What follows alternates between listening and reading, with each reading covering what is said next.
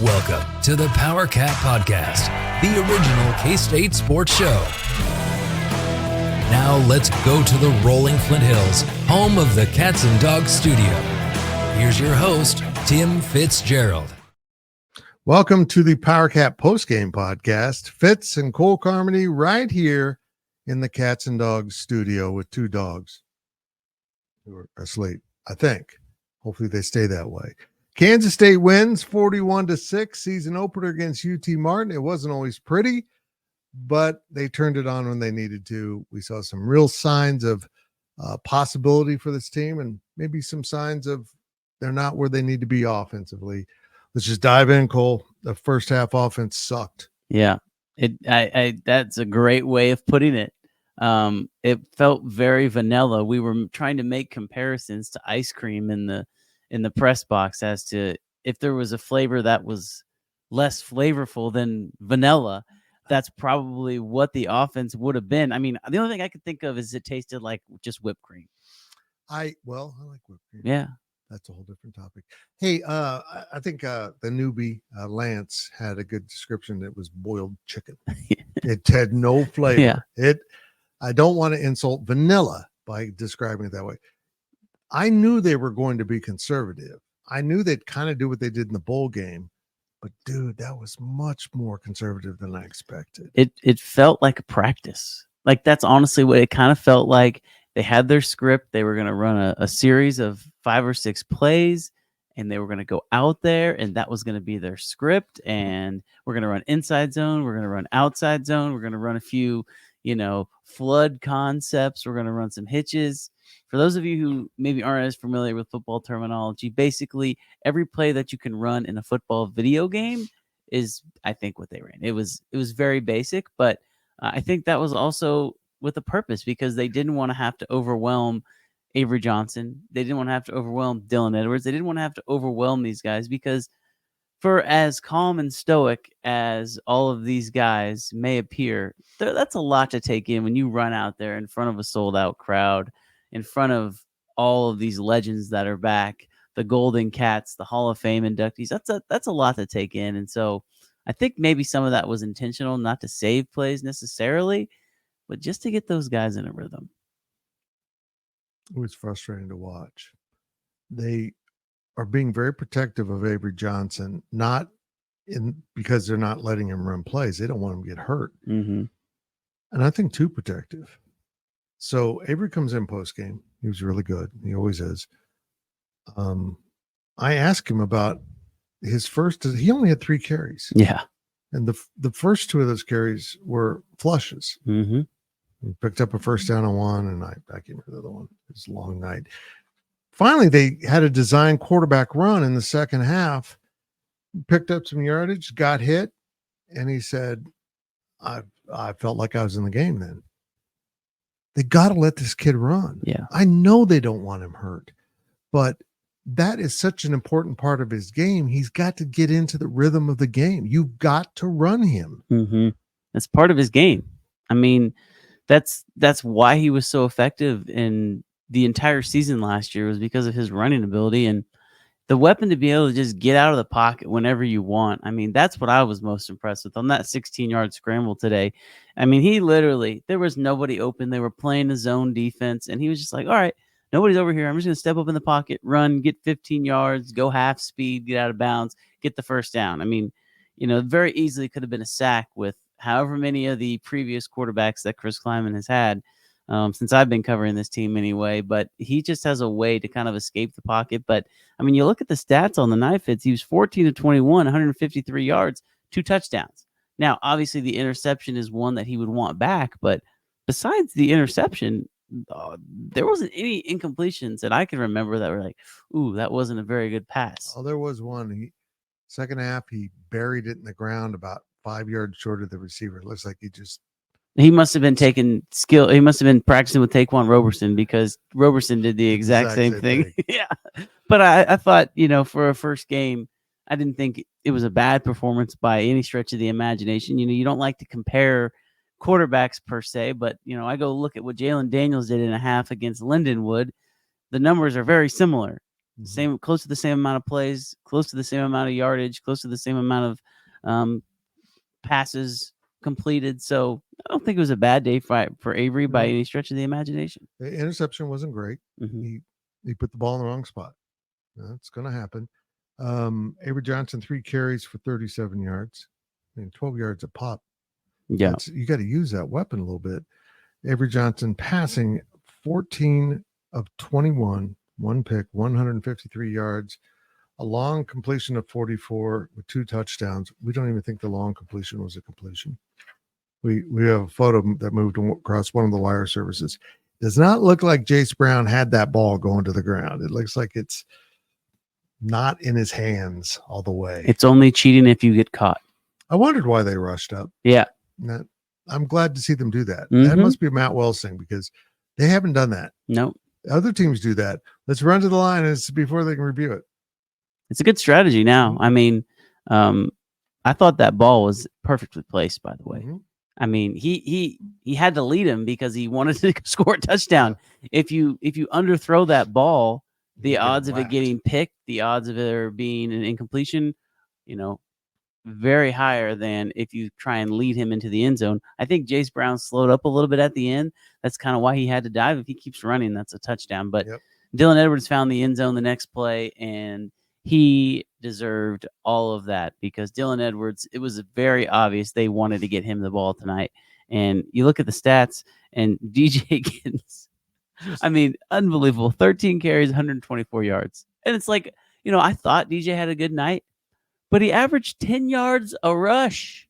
He's so good, man. I mean, it's just, you just look down. Oh, he's got 120 yards. Now, I want people to understand this. UT Martin's a pretty good FCS program. They've been the best in the Ohio Valley Conference, which is the second best conference for the most part. They wanted to stop the run, the heart of their defense. And as Chris Kleiman said in the postgame, that's a really good defensive front, but they can compete. They wanted to take the run away, and they committed to that. And DJ Giddens still runs for 124 yards. Didn't get in the end zone. Dylan Edwards had 5 carries for 43 yards. Because a team, their rushing yardage was ridiculous per carry. And then, of course, Dylan Edwards also had the touchdown reception. I'm going to find him. I don't have those. 2 catches, 19 yards, and a touchdown. And they used him punt returns, kick returns. They shuffled some guys. Jace Brown did one. I thought it was interesting. Gosh, Lord. They had Lockett out there quite a bit. I'm so tired. I can't remember who it was. They had Parrish back on. They did on a punt, which made me kind of think that might just be they were playing defense and they sent a defensive back there. But I mean, like we've talked about before, Jacob was really good at that in high school. Yeah, and that's an option back there, especially if you think we're not sure this might be a fake. Well, you can go put your playmaking corner back there and shades of DJ Reed. I mean, that's what DJ did for so many years. I really don't mind defenders returning because then they just walk off the field. The offense takes over. And you don't, you got Dylan Edwards or Keegan Johnson back for kickoff. Do they stay in that next play? I mean, I don't mind it when defenders return kicks, but yeah, they blocked a punt, Cole, and they got a touchdown. I'm telling you what, I can already tell special teams are going to be better. Ty Bowman in post game. Oh my gosh! I mean, that guy. If you want to talk about somebody who's serious about what he does, he said he looked up to Brock Monty, who, if you remember, Brock Monty, another special teams guy at K-State. Seth Porter, same kind of guy. He said, I saw how much it meant to them, and that's what I wanted to continue that tradition of. And I'm sure he wants to play receiver, right? That's Absolutely. what he is. But he is owning that role. And he is a stud. I mean, this guy is 6'4". He's fast. He's strong. He could probably play receiver at a lot of other places. I mean, guys like that, that's what the transfer portal exists for. If they want to go in the transfer portal and go play somewhere, he can do that. Yep. But he decided to stay at K-State and be a major contributor on this team. And, I mean, he's already contributed for a touchdown. So it's apparent that I asked him, I said, how could this punt return unit be? And he's like, we're going to surprise some people, because he truly believes that between Sterling Lockett, between Dylan Edwards, and what they were able to do tonight, it could be a really, really underrated unit on this team, because they had some good returns tonight too. So when you're playing a game like this, you're, as we mentioned, you're a little bit cautious to put on film, but sometimes you intentionally put some things on film. I think they send a message: you better max protect, because we're coming. Mm-hmm.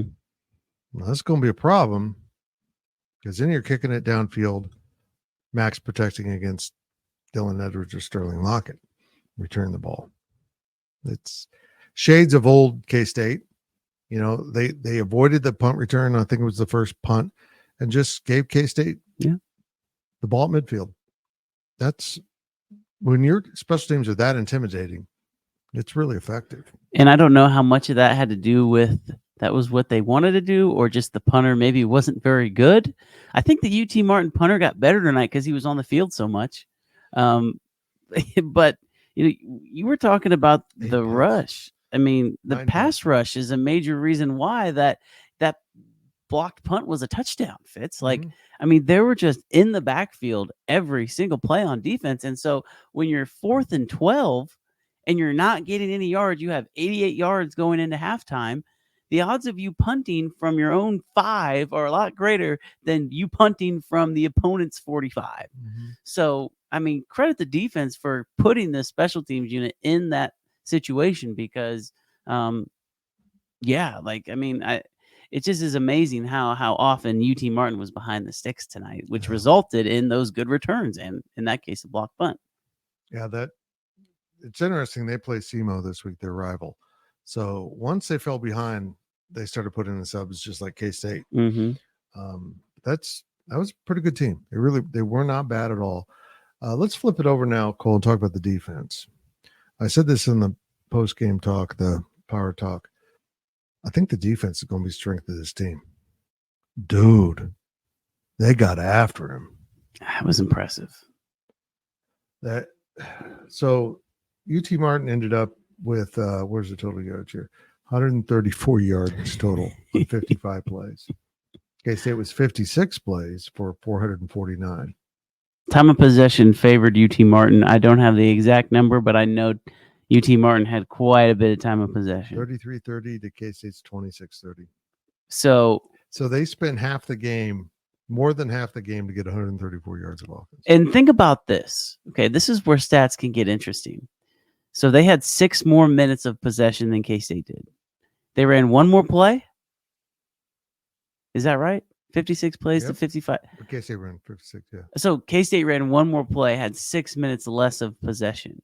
So a fairly even play total, but I mean, UT Martin had 6 more minutes of possession, which just tells me they could not get anything going on offense, and they didn't throw the ball a lot. And the numbers will tell you that they threw the ball 17 times for 98 yards, which means they wanted to establish the run. And anytime you have more carries than yards rushing, that's typically not a very good day. 38 carries and 36 yards rushing, an average of 0.9 rushing yards with a long of 11. Yeah. 134 yards of offense, and 45 of it came on 1 pass play. Yeah. 89 yards on the other 54 plays. That's insane. But the pass rush was unbelievable. It's just unbelievable what the pass rush did. I don't think the sack numbers did it justice. There was 4 sacks on the night. Cam Salas had 1 at the end of the game. Toby Osunsami had 1.5, and they credited Brendan Mott with a half a sack. I probably would have gave that a full sack to Toby. I thought he had 2 full sacks. I didn't think anyone else helped him out. They gave it to Mott on the half a sack, but I don't know if you can find QB pressures, if that's a stat in college. I know it is in the NFL, but I want to say Toby had probably 2 more. He was, electric. He was. We talked about this again. What a great role. Yeah. So what are you doing? Well, I come in on pass rush situations, and sick quarterback. Yeah. Where I don't see my defensive stats in here. Where are they? Well, the thing about Toby is that translates no matter who Kansas State plays. Having that kind of weapon, because that's what it is. It is a weapon. Having that kind of weapon able to come in off the bench. I mean, it's hard to relate it to anything in sports. The only thing that you can like even somewhat compare it to is like a sharpshooter off of your bench, right? In basketball, who you just know is going to come in the game and he's going to hit a big time 3-pointer. Everybody knows he's in the game to shoot a 3 and he's still going to make it. That's what Toby does. He comes on the field on 3rd down. All right, try and block me. Good luck. And they couldn't. I mean, they just simply couldn't block him. One of my buddies, Scott Reynolds, who is in this industry too. He covers the Tampa Bay Buccaneers with a magazine website thing. Texts me and goes, that shoulder dip he just did looked like Derek Thomas. Yeah, it did. He got low, dipped his shoulder, got past the tackle before he knew. That quarterback was scared as hell of him. There should have been another sack. The quarterback just literally found a way to throw it away. He just threw it up, basically. He was not going to take the sack. He would rather have the interception at that point. It's just. He reminded me of Tamba Ali, Fitz. Like the way Tamba Ali used to bend that edge for the Chiefs. I mean, that's exactly what it was like watching Toby tonight. But, I mean, not just him. I thought Travis Bates announced as a starter pregame in front of sold-out Bill Snyder Family Stadium. I'm going, Travis Bates. He's listed as a 2 on the depth chart, starts, plays a lot, and was really efficient. Yeah, he's good. Yeah. I couldn't figure out why they brought him in with so many good young defensive ends. We saw why. So the depth chart, I mentioned this on the Power Talk. I thought this was interesting. I don't know if you got this. The depth chart released this week had 3 defensive end spots and a defensive tackle. The flip card today at the game had 2 defensive ends, a defensive tackle, which is Travis Bates, and who else? Cheedy was the other one. That doesn't seem maybe. And they finally put nose tackle for their defensive tackles. So they kind of adjusted that. I wonder if that was kind of gamesmanship. Right. They didn't want them to know they were going to use a 4-man front on occasion. But they just go so deep up there. He just has so many guys. We saw Cheedy just running down the quarterback. That dude's so good. He's huge. To me, one of my favorite plays of the game that probably went unnoticed is UT Martin tried to run an end around, and Cheedy was the last guy on the end. Thank you, Daphne. Yeah. He was the last guy on the end, and he closed down space, did exactly what he was supposed to do. Here comes the end around. Well, there's a puller, and he takes on the puller. The guy is engaged with him. He gets rid of the blocker, and what does he do? He makes the tackle. I'm like, that is a freshman who's 6'5", 275 pounds, who just threw an offensive tackle and tackled a receiver in space. That is very hard to do. Yep. And that kid has incredible potential. But we've talked about Toby, we've talked about Cheedy, but Desmond Purnell, I mean, this kid, he's unbelievable. He was the MVP of the defense. He is unbelievable. Like he's gotten so good. I specifically remember 2 years ago when we're sitting in the press box at Iowa State, and Khalid Duke gets hurt. And this is at a point in the season, in that Big 12 championship season, where they really needed him.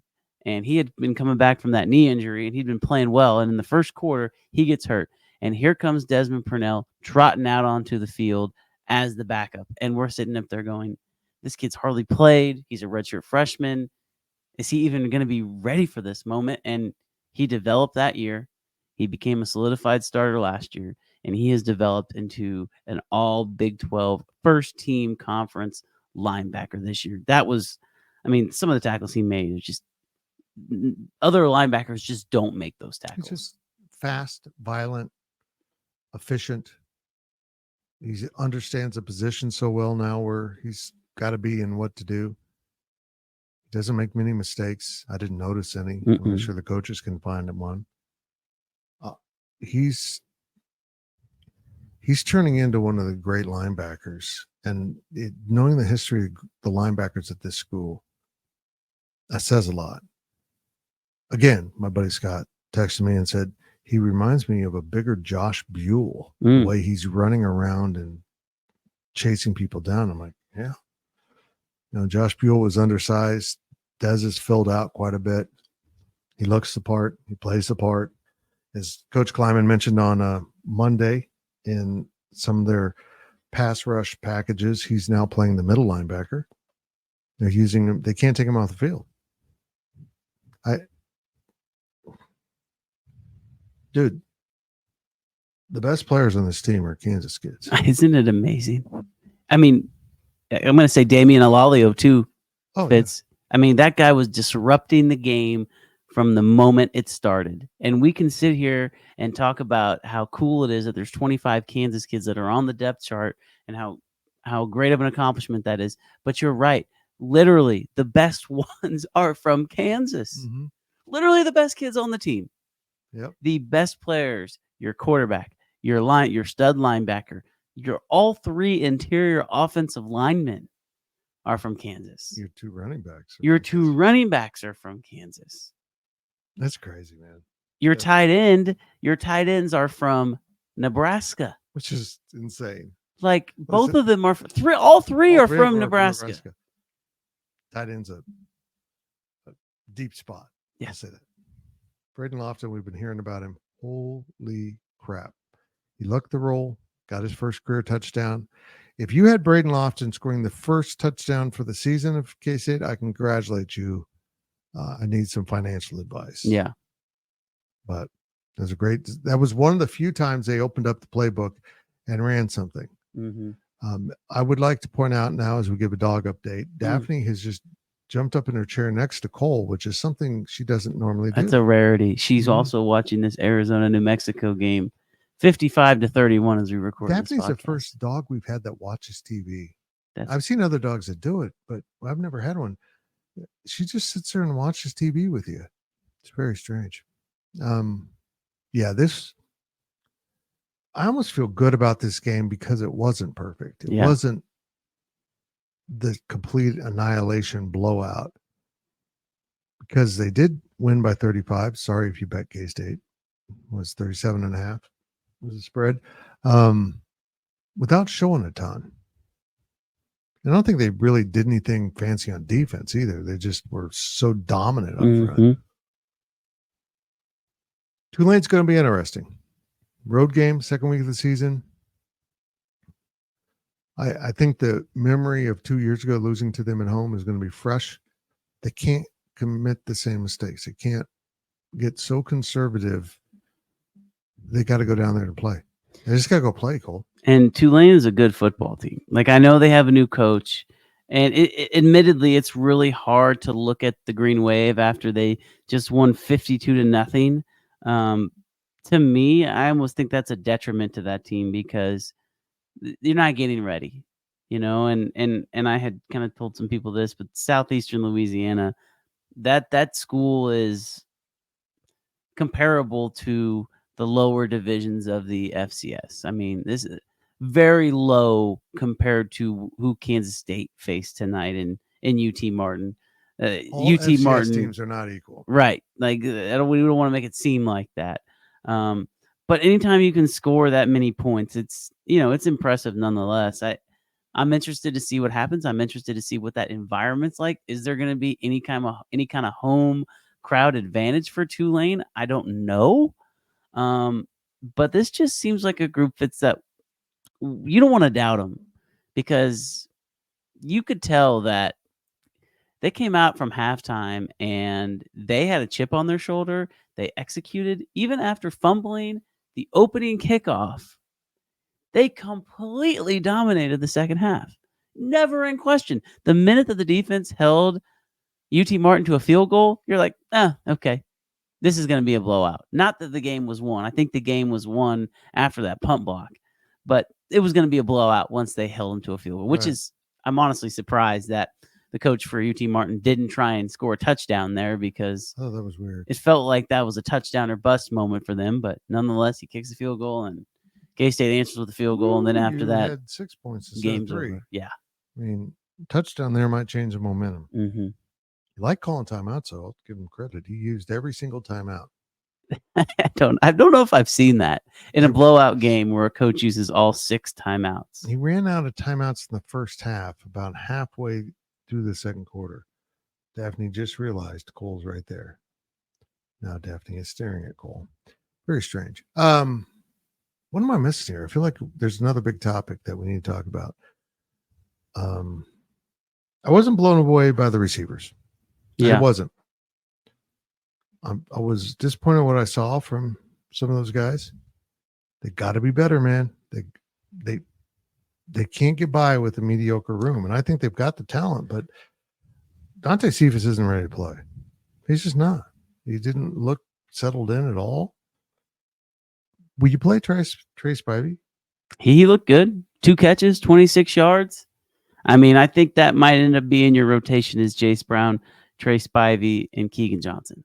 Right. And I know Keegan Johnson only had 1 catch for 6 yards, but he did have a rush. He wasn't in the game as much as Jace Brown was. I think it's pretty obvious Jace Brown's the number 1 receiver on this team, which I don't think is a bad thing. That kid can ball, so he's going to be your big down the field heavy hitter. You're looking for that other outside receiver that can go create plays down the field. I think Keegan Johnson will be kind of that middle guy. We'll see if he develops into that, but it's hard, Fitz, when you only throw the ball 25 times.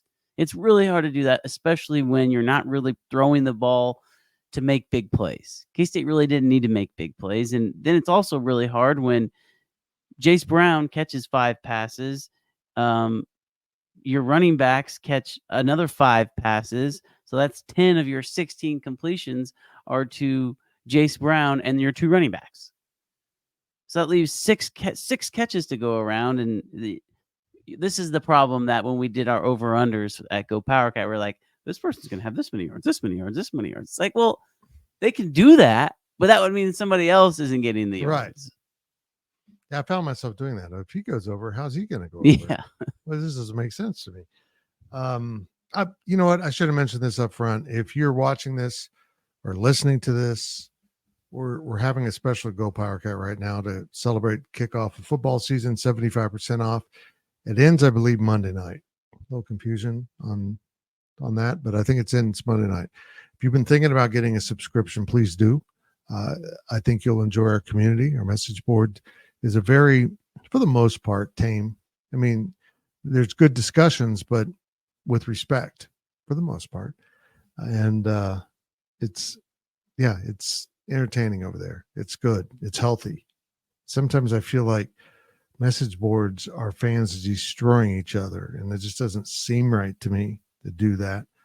But I really appreciate our many subscribers who contribute to the message board. But if you're not subscribing, time to do it right now. As soon as you're done with this, actually, we'll just wait. Just go ahead and subscribe right now. Okay, thank you. But yeah, get that taken care of. Appreciate it very much. Off to Tulane. Gills and I will be heading down. I feel like he could get arrested. Are you going to go visit the inspiration for Toby Ozensami's sack? Oh my gosh, I'm so glad you brought that up. So he does this like Frozen Running Man thing. I don't know what I had no idea what he was doing. I'm like, and when he did it, okay. So he had 2 sack celebrations. He did it. And I'm like, why does that look familiar? What is he doing? What is this? Well, in postgame, he told us it was a guy on Bourbon Street with the Sugar Bowl that literally stood that way. And I just blurted out, I saw him too. That's where it was. There was this guy painted all gold. He was gold. And it was like, that's what he does. Yeah. It's the worst. He's got to stop doing that. It doesn't work, man. It was funny. I think it was funny. I'm sure that he'll get some trouble if he continues to do that. He held it for a long time. He did. I was like, is he okay? And then Uso came by and smacked him on the head. And then he was like, oh, I better get going. Yep. Young talent on that defense side of the ball is impressive. It's going to be fun. They're all young. They're all young. By the way, I don't know what his stats are, but Jordan Riley was disrupted. Yes. I don't think the stats give him credit. No. He was 3 tackles, but he was all over the place. BJ Payne, Jordan Riley, and Marquise Siegel that might be the best trio of safeties that they've had. And do you realize how absurd that statement is? Yeah. A player that I really enjoyed, who I didn't want to transferred at safety, and they upgraded. Yeah. They do a great job recruiting. If all my life decisions were as good as Chris Kleiman and Joe Klanderman picking safeties, I would never make mistakes, because it's crazy when they go get a transfer safety. Yeah, he's going to be good. 100%. 100%. Anything else? 41-6. I feel like we should say more, but I don't know what to say. It's push is past 1 a.m. It's a ho-hum effort. It's just, again, I just go back to it. You don't think it's a very good game. They didn't give up a touchdown. And I'll riddle you this. I saw this, Fitz, and we'll close with this, since we're talking about the defense so much. There's only what did they say? 3 teams that have had 4 or more shutouts since 2022. Would you like to guess who those teams are? My brain doesn't work right now. Well, I don't know one of the teams because I forgot. But one of the other teams is Iowa, who everybody talks about all the time how good their defense is, and the other team's K-State. Only the difference between Iowa and K-State is one team actually plays offense. I know. Now, credit Iowa, they scored 40 points today, but K-State scored 41. So, what do we say? Interesting first week of Big 12 action. In fact, we still got Big 12 action here in the studio at 1 a.m. We've got the Arizona game up there. They're going to score 1 million points. I don't even know what the Arizona State game's doing right now. It was like 45-0. Good for them. Good for them. Sun Devils, yeah. Well, that's it for this podcast. We'll be back, of course, with fresh content. And next week, probably we have the insiders. We have a real scheduling problem with the insiders. Let's put it that way. We don't know where to put it. Mondays are total chaos now with the press conferences there. We'll figure it out, or maybe we won't. Maybe we'll just say it didn't work. Glenn Kinley getting selfish and looking out for his own career and leaving. It just might have been the final nail in trying to do the insiders. Oh, we love Glenn. Glenn went home. He's from Illinois, and he's going to be covering Brad Underwood and Brett Bielema. Dana Dimmel's up there now. That's right. And my buddy Kent Brown, who was Kenny Lanou's predecessor as the SID here, is their deputy AD for communications. So a lot of K-State connections up there. That's it for this edition of the Powercat Postgame Podcast. Sometimes it'll be me.